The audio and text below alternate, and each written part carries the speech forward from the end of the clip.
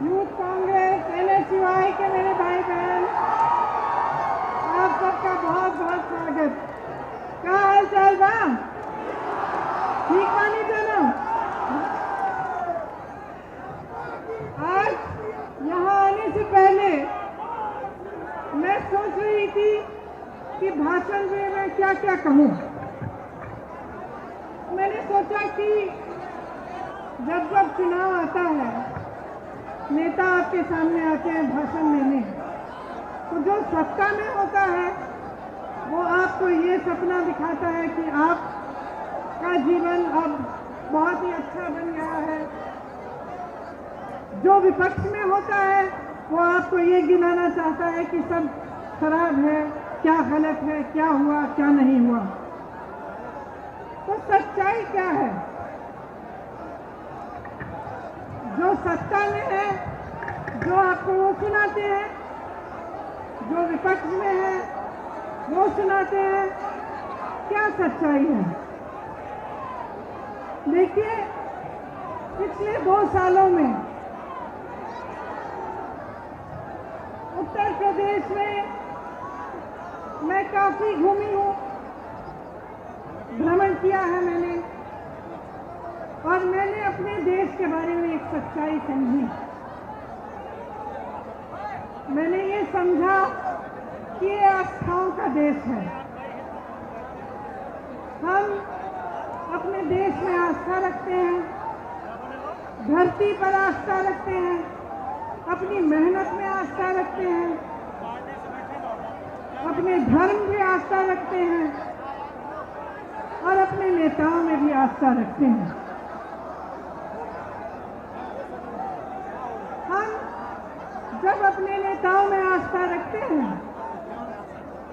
तो हम ये आस्था रखते हैं कि हमसे जो कह रहे हैं, जो हमारे लिए करने जाएंगे, वे सच्चाई से, समर्पण के साथ और निष्ठा के साथ करेंगे।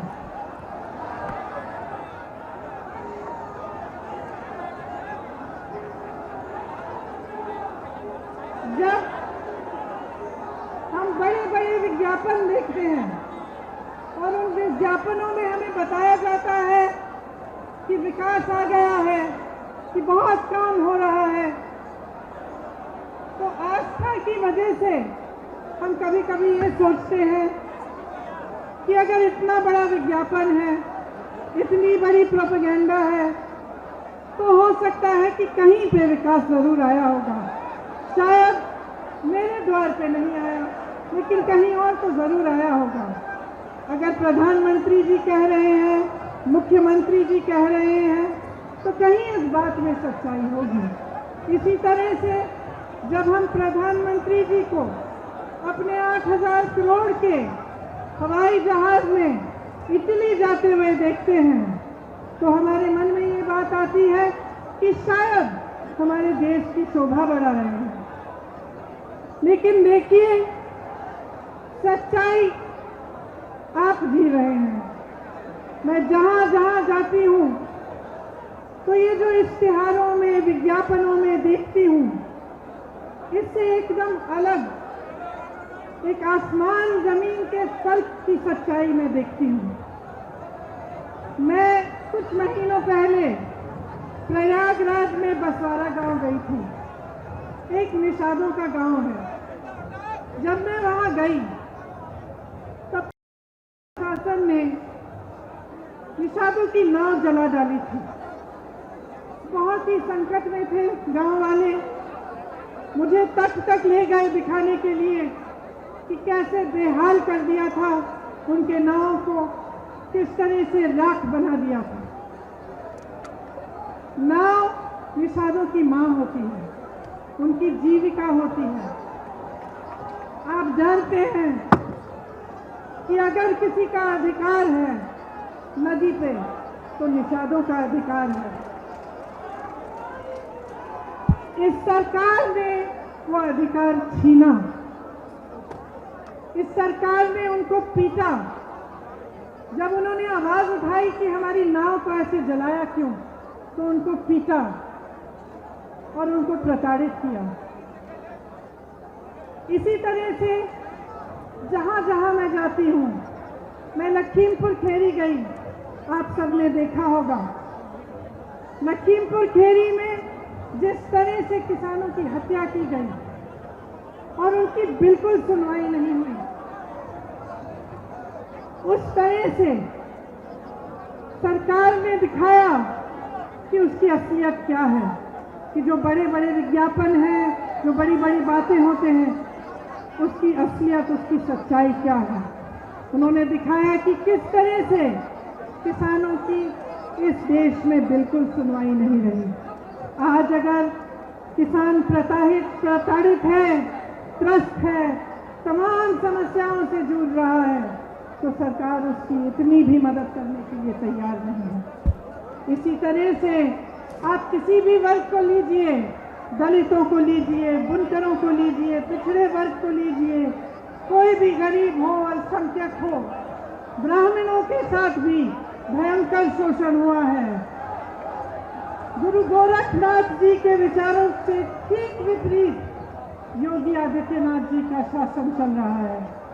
गुरु गोरखनाथ जी कहते थे, मन में रहिना, भेद न कहिना, बोलिबा अमृत वाणी, अगिला अग्नि होएवा हे अवधूत, तो आपन होएवा पानी।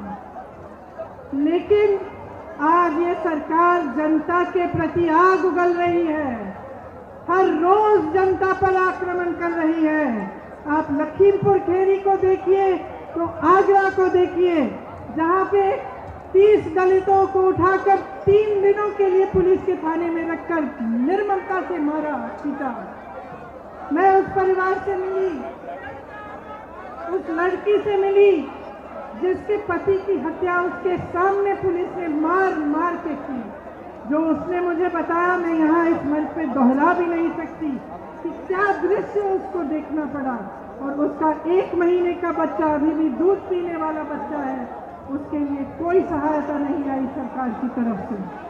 उसी तरह से जहाँ जहाँ मैं जाती हूँ, मैं सिर्फ यही दुख देखती हूँ कि जहाँ संकट है, जहाँ मुश्किल है, जहाँ संघर्ष है, वहाँ सरकार अपना चेहरा दूसरी तरफ कर लेती है और मदद नहीं करती। आप किसान हैं, आपने अभी बताया बघेल जी से कि धान के लिए आपको कितना मिलता है। बघेल जी ने कहा कि कांग्रेस की जहां सरकार है छत्तीसगढ़ में, वहां 2500 का मिल रहा है। खाद, खेती, फसल सब बड़े बड़े उद्योगपति, खरबपतियों के हाथों में दे दी गई है। आज खाद के लिए लाइन में खड़े होकर लोग मर रहे हैं। कल मैं ललितपुर गई थी, परसों, वहां 4 लोगों के पास गई, 4 घरों के में गई मैं। 2 लोगों ने आत्महत्या की क्योंकि खाद की लाइन में खड़े थक गए, खाद नहीं मिली। 2 लोग ऐसे थे जो खाद की लाइन में खड़े हुए, घर नहीं जा पा रहे थे, खाना खाने के लिए, पानी पीने के लिए, क्योंकि लाइन छूट जाती, वहीं पे दम तोड़ दिया उन्होंने। जब मैं उनके परिवारों से मिली, घर में मैंने देखा कुछ नहीं था, सिर्फ कर्ज में डूबे हुए थे, 3-4 लाख रुपयों के कर्ज में डूबे हुए थे। न कोई गैस का सिलेंडर था, न कोई सरकारी मदद थी, कुछ नहीं था, सिर्फ एक कमरा, और उसमें उन जो मर गए थे, जिनका देहांत हो गया था, उनके परिजन रो रहे थे। और ये दृश्य में जगह जगह देख रही हूँ। यहाँ पे कहा गया है कि गन्ने की कीमत बढ़ाई जाएगी। मैं पूछना चाहती हूँ, आज क्यों कह रहे हैं? 4.5 सालों से क्या किया? 4.5 सालों से क्या गन्ने की कीमत बढ़ाने का मौका नहीं मिला? यहाँ पे जो चीनी मिलें लगवाई थी कांग्रेस ने, उनको किसने बंद कराया? आपको याद होगा, समाजवादी की सरकारों ने, बसपा की सरकारों ने बंद कराया। और आज वो कहते हैं कि कांग्रेस भाजपा से मिली हुई है। मैं उनसे पूछना चाहती हूँ, कहाँ है वो? कहाँ है? क्यों नहीं दिखते? जब संघर्ष होता है, जब संकट होता है, तो क्यों नहीं आते आपके पास? सिर्फ कांग्रेस आ रही है, सिर्फ कांग्रेस लड़ रही है। और मैं इस मंच पर खड़ा करके कह रही हूँ, मैं मर जाऊंगी, जान दे दूंगी, लेकिन इस भाजपा के साथ कभी मैं कोई मिलावट नहीं करूंगी।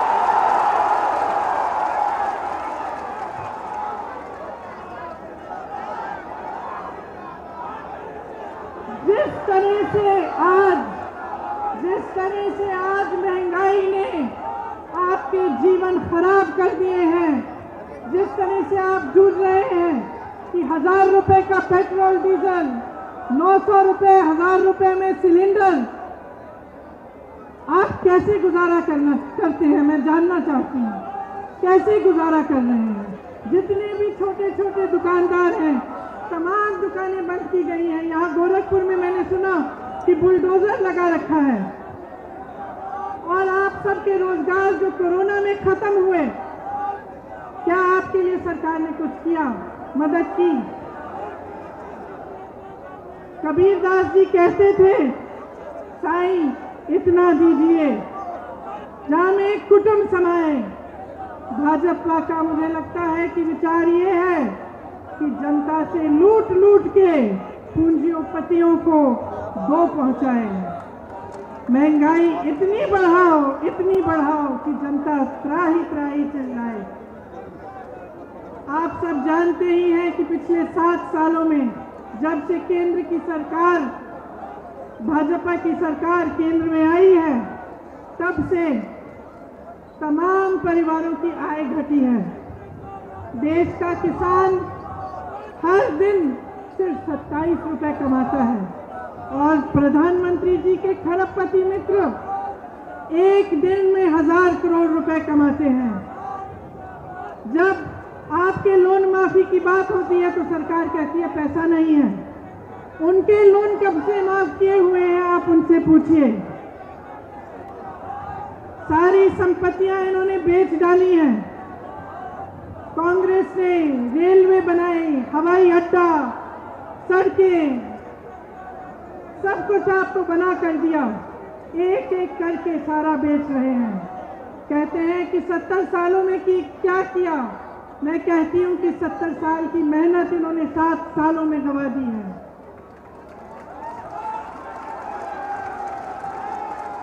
आज का युवा बेरोजगार है। उत्तर प्रदेश में ही 5 करोड़ बेरोजगार युवा हैं।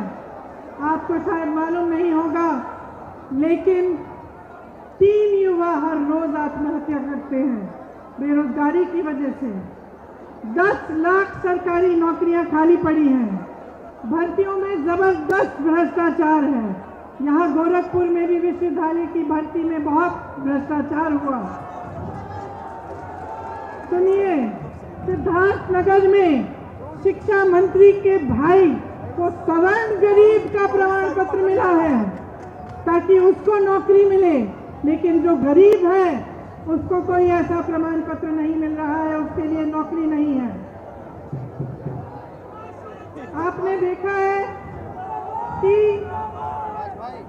हर जगह अपराधियों का तांडव है। इसके साथ साथ जो रक्षक है वो भक्षक बन गया है। आज पुलिस ने जनता को बहुत प्रताड़ित किया हुआ है। न अपराधी अब काबू में आ रहे हैं, न पुलिस काबू में आ रही है। कल अमित शाह जी का मैं एक भाषण देख रही थी। गृह मंत्री हैं, वो कह रहे थे कि अब उत्तर प्रदेश में अपराधियों को ढूंढना पड़ता है तो दूरबीन की जरूरत पड़ती है। लेकिन उनके साथ में कौन खड़ा था? उनके साथ में कौन खड़ा था? उनके साथ अजय मिश्रा टेनी खड़े थे जब वो ये कह रहे थे। मैं कहना चाहती हूँ, दूरबीन छोड़िए, चश्मे लगाइए। आपके साथ मंच पे खड़े होने वाले के बेटे ने किसानों के साथ क्या अत्याचार किया है, उसके खिलाफ कार्रवाई करिए। ये देश की जनता जानना चाहती है कि क्या न्याय की उम्मीद नहीं बची है देश में? क्या सिर्फ अपराध का बोलबाला है? क्या गरीब की कोई सुनवाई नहीं है? सिर्फ बड़े बड़े अरबपतियों खरबपतियों की सुनवाई है? सही कह रहे हैं आप, बड़े बड़े खरबपतियों की ही सुनवाई है इस देश में। आपने बार बार ये देखा है, लखनऊ में विवेक तिवारी को पुलिस ने गोली से मारा। कानपुर के एक व्यापारी मनीष गुप्ता यहाँ आए थे गोरखपुर, उनको होटल से उठाकर पुलिस स्टेशन में ले जाके मार डाला। उनकी पत्नी ने मेरे से पूछा मैं क्या करूंगी, मैं क्या करूंगी। मैंने फोन पे उनसे बात की, उन्होंने कहा मेरी सहायता कौन करेगा, मुझे न्याय कौन देगा। मैंने आगरा की बात की, वहां अरुण वाल्मीकि के परिवार को इस तरह से उन्होंने मारा पीटा, वो बात मैं आपको सुना चुकी हूं। तो आप बताइए, जब जनता में इस तरह के संकट आते हैं और जनता को ये समझ में आ जाता है कि उसकी सुनवाई नहीं है, कि सरकार उसके लिए खड़ी नहीं हो रही है, उसकी मदद के लिए नहीं है, तो देश और प्रदेश में क्या होता है? जो आस्था नेताओं में होती है वो हिलती है, और जब वो आस्था हिलती है तब आपकी एक बहुत बड़ी जिम्मेदारी होती है कि आप प्रश्न पूछें। आप ये पूछें कि ये हमारे साथ क्यों हो रहा है। जो आपने वादे किए, जो आपने मंच पे खड़े होकर हमें बताया, उसके बारे में आप क्या कर रहे हैं। और मेरी बहनों को देखिए, बहुत सारी मेरी बहनें यहाँ आई मेरी बातों को सुनने के लिए, किस तरह से संघर्ष करती हैं। एक महिला का जीवन संघर्ष का जीवन होता है। घर पे संघर्ष करती है, बाहर जाती है, खेती करती है, घर आकर सबके लिए खाना पकाती है, देखभाल करती है, सबका तमाम संघर्षों का सामना खुद करती है।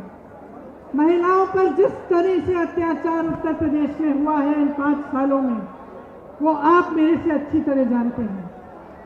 उन्नाव में आपने देखा क्या हुआ। एक लड़की के साथ अपराध किया, अत्याचार किया, उसको जला दिया गया। दूसरी को के खिलाफ ऐसी साजिश की कि जब वो केस सुनने के लिए जा रही थी सड़क पे, उसका एक्सीडेंट करा दिया गया। हाथरस में आपने देखा क्या हुआ। हाथरस में ये परिस्थिति बनी कि उस महिला के परिजन उसको देख भी नहीं पाए, उसकी जब चिता जलाई गई। पुलिस प्रशासन ने उसकी चिता जला डाली। महिलाओं को अपनी लड़ाई खुद लड़नी पड़ेगी।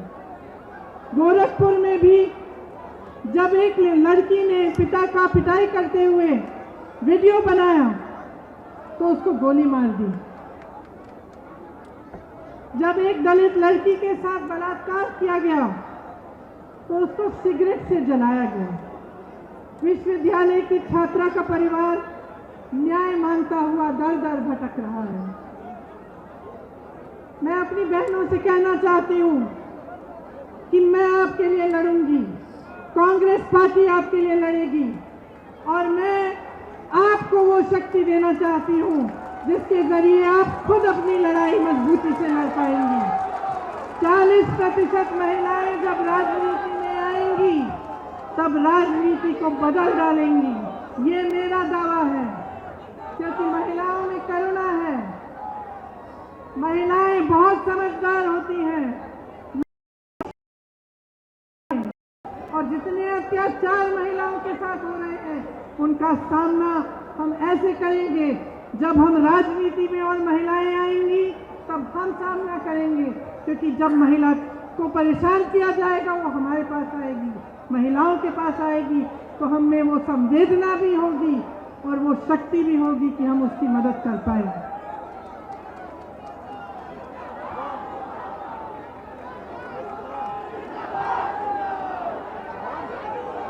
यहाँ पे जो जल भराव की समस्या है, आपने देखा होगा कि मुख्यमंत्री बनने से पहले जब भी ये समस्या उठती थी तो योगी जी आते थे, लेकिन जब से मुख्यमंत्री बने हैं तो हवाई जहाज में चढ़ के चले जाते हैं, लेकिन आपकी समस्याओं को सुनने नहीं आते।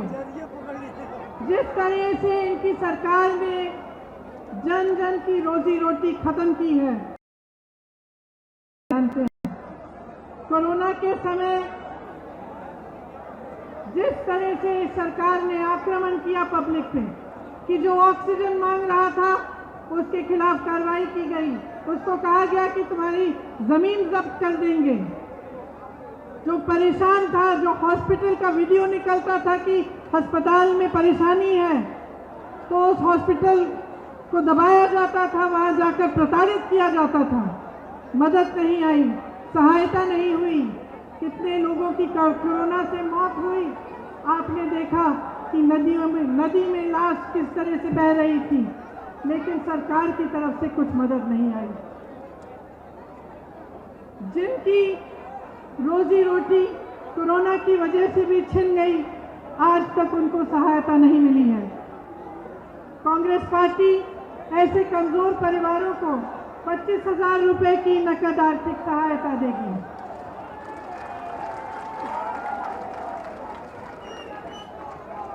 गोरखपुर में मैं जानती हूँ कि स्वास्थ्य की जो सुविधाएं हैं वे बुरी स्थिति में हैं। अब चुनाव आ रहा है तो सुनने में आ रहा है कि एम्स खोला जा रहा है और तमाम ऐसी घोषणाएं हो रही हैं, लेकिन जब 5 सालों से ये सब काम नहीं किए गए तो आप क्या उम्मीद कर सकते हैं कि अब किए जाएंगे। यहाँ पे पूर्वोत्तर रेलवे का मुख्यालय है। आप जानते हैं कि अब रेलवे भी बेची जा रही है, उसका भी प्रयास है। और जो तमाम लोग रेलवे के जरिए रोजगार पा रहे हैं उनका क्या होगा, ये सवाल अब पूछने का वक्त आ गया है। आपके पास यहाँ आकर बहुत सारे खोखले वादे किए गए। आपको बताया गया था कि किसानों की आय दुगनी की जाएगी, कि बाढ़ की समस्या हल की जाएगी, कि छोटे दुकानदारों और व्यापारियों की मदद की जाएगी, कि गन्ना मूल्य 14 दिनों में भुगतान का वादा किया गया था। चीनी मिलें शुरू होंगी। आप बताइए कितने चीनी मिल बंद पड़े हैं, किसी ने शुरू किए? कहा गया था कि हवाई चप्पल वालों को हवाई जहाज में यात्रा कराई जाएगी। आज सड़क पे चलना मुश्किल हो गया है, गाड़ी में जाना मुश्किल हो गया है। सबको सोचना पड़ता है कि 100 रुपए में पेट्रोल डीजल होगा, कैसे जाएंगे। यहाँ पे गुरु गोरखनाथ जी की वाणी का विपरीत हुआ है। बुलडोजर चलाए गए हैं, आपकी संपत्ति को जब्त करने की बात की गई है, जेल में डालने की, धमकाने की बात की गई है। तो एक समय आ गया है कि आप जो अपने नेता में आस्था रखते हैं उस पर एक प्रश्न उठाइए कि यहाँ पे जिसने आपको इतने वादे किए उसमें से एक भी वादा पूरा नहीं हुआ। तो ये समय आ गया है कि अब प्रदेश में, पूर्वांचल में बदलाव आना चाहिए। अगर आप जागरूक नहीं बनेंगे, अगर आप प्रश्न नहीं उठाएंगे, तो उत्तर प्रदेश इस खाई में से नहीं निकल पाएगा। सच्चाई ये है कि धर्म और जाति के नाम पर आपकी भावनाओं और आपकी आस्था के साथ खिलवाड़ किया गया है। ये सच्चाई है। इस सच्चाई को पहचानिए। इस सच्चाई को पहचानिए कि एक नेता का सबसे बड़ा धर्म सेवा होता है। आज सरदार पटेल जैसे नेता जी का जन्म दिवस है और इंदिरा जी जैसी नेता की शहादत का दिवस है। इंदिरा जी ने आपको दिखाया, उनके लिए देश के ऊपर कुछ नहीं था। उन्होंने इस आस्था के लिए, जो आस्था आपने उनमें रखी थी, इस आस्था के लिए अपना जीवन दिया। वो कभी पीछे नहीं हटी। उनको मालूम था कि उनकी हत्या होने वाली थी। आज के दिन जब मेरे भाई और मैं स्कूल जा रहे थे, रोज जाने से पहले हम अपनी दादी जी से मिलने जाते थे, आज ही के दिन उन्होंने मेरे भाई से कहा कि बेटा अगर मुझे कुछ हो जाएगा तो रोना मत। उनको मालूम था कि उनकी हत्या हो सकती थी, फिर भी वो कभी पीछे नहीं हटी। उनके लिए आपकी आस्था से बढ़कर इस देश, इस दुनिया में कुछ नहीं था। आपकी आस्था थी और उनके दिल में अपने देश की प्रति आस्था थी। और अगर आज मैं आपके सामने खड़ी हूं तो ये उन्हीं की सीख है। मैं भी आपकी आस्था कभी नहीं तोड़ सकती। इसीलिए जो बातें मैं अभी आपके सामने रखना चाह रही हूं, जो कांग्रेस पार्टी की प्रतिज्ञाएं हैं, मैं उसी आस्था से रखना चाहती हूं। मैं कहना चाहती हूं कि जो प्रतिज्ञाएं हैं वो पूरी होंगी, नहीं तो मैं यहाँ इस मंच से आपके सामने नहीं कहूंगी कि अगर हमारी सरकार आएगी तो मछली पालन को कृषि का दर्जा दिया जाएगा। जो सुविधाएं और छूट कृषि के लिए हैं, मछली पालन में वो सब लागू होंगी। बालू खनन और मछली पालन में निषाद समाज को अपना अधिकार वापस दिया जाएगा। गुरु मच्छेंद्रनाथ विश्वविद्यालय को यहाँ पे हम स्थापित करेंगे। किसानों के लिए मैं कहना चाहती हूँ कि हमारी ये प्रतिज्ञा है कि हम आपका पूरा कर्जा माफ करेंगे। हमने पहले भी ऐसी प्रतिज्ञा की थी और आप जानते हैं कि 72,000 करोड़ रुपए का कर्जा हमने माफ किया था कांग्रेस पार्टी की सरकार ने।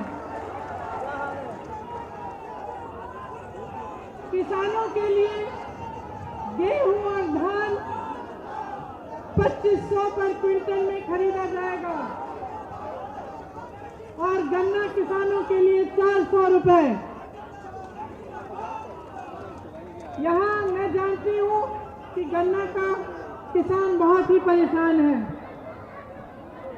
मैं ये भी जानती हूँ कि अन्ना पशु की बहुत ही समस्या है और जिस तरह से हमारी सरकार ने छत्तीसगढ़ में इस समस्या को सुलझाने की पूरी कोशिश की है, उसी तरह से यहाँ पे अन्ना पशु की समस्या सुलझाने का हम काम करेंगे।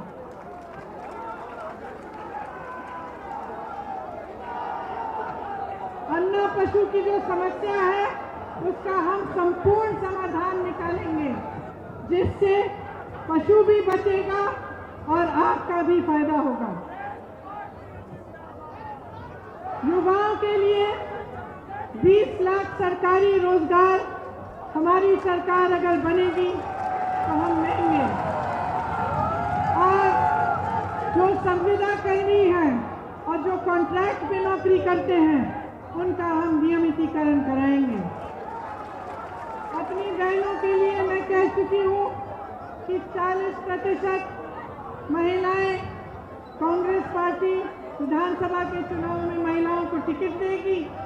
इसके साथ साथ जो 12वीं पास हैं उनके लिए मोबाइल फोन मिलेगा, स्मार्टफोन मिलेगा और जो स्नातक पास है उनके लिए स्कूटी मिलेगी। मेरी बहनें, आपको भाजपा सरकार ने कहा था कि आपको 1 सिलेंडर मुफ्त मिलेगा। उसके बाद उन्होंने सिलेंडर के दाम ऐसे उठा दिए कि आपको वही 1 सिलेंडर अगर मिला तो मिला, उसके बाद नहीं मिलता। हमारी सरकार आपको साल में 3 सिलेंडर मुफ्त देगी। आप मेरे दिल के बहुत करीब हो, आपके लिए सब कुछ। आप जब सरकारी बस में यात्रा करेंगी तो आपकी यात्रा मुफ्त होगी। आंगनबाड़ी और आशा बहुएं दिन रात काम करती हैं उनको कम से कम 10,000 रुपए का मानदेय मिलेगा। कोरोना में बहुत लोगों ने बहुत संकट का और संघर्ष किया, बहुत संकट का सामना किया। हमारा संकल्प है कि कोई भी बीमारी हो 10 लाख तक उसका मुफ्त इलाज सरकार कराएगी।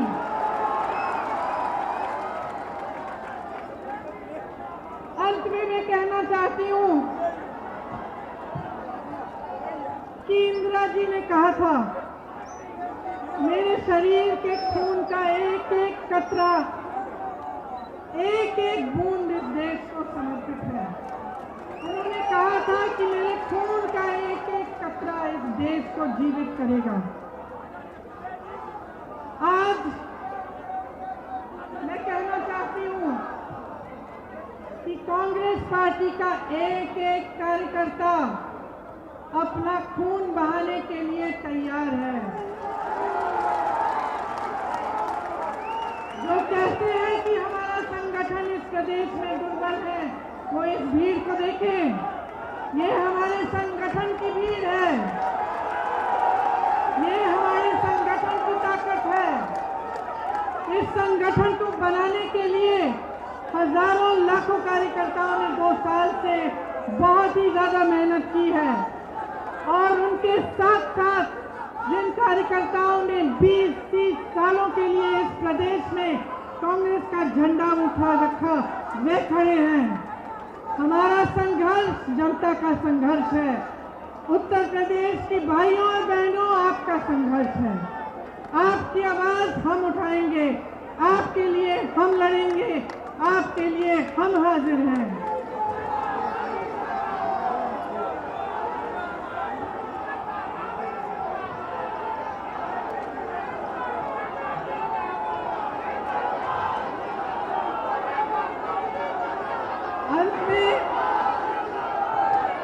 अंत में मैं आप सबको बहुत बहुत धन्यवाद देना चाहती हूँ कि आप यहाँ आए। गुरु मछेंद्रनाथ जी की जय। बोलिए मेरे साथ, गुरु मछेंद्रनाथ जी की जय, गुरु गोरखनाथ जी की जय। जय हिंद, जय हिंद, जय हिंद। धन्यवाद।